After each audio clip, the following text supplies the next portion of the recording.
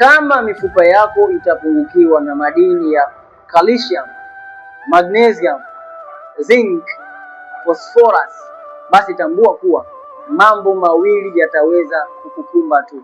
Hili haliepukiki. Jambo la kwanza, mifupa yako kuwa dhaifu.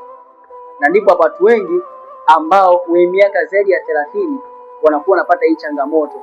Ikimaanisha changamoto ya osteoporosis, kuvunjika mifupa kwa wepesi zaidi hata watakapojikwaa sehemu ilikuwa ndogo sana.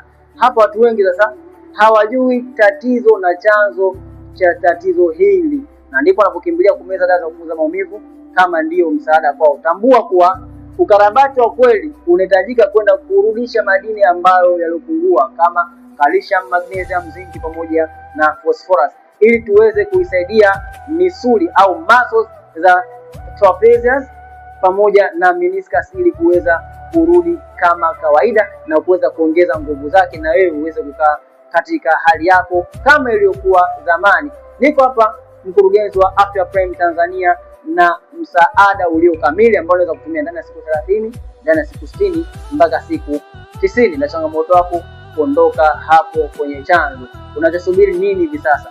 Wasiliana nasi ili tuweze kukusaidia. Follow account hii na share video hii kwa watu wawili ambao unawapenda. Kama una changamoto hii, andika neno msaada ili tuweze kukusaidia.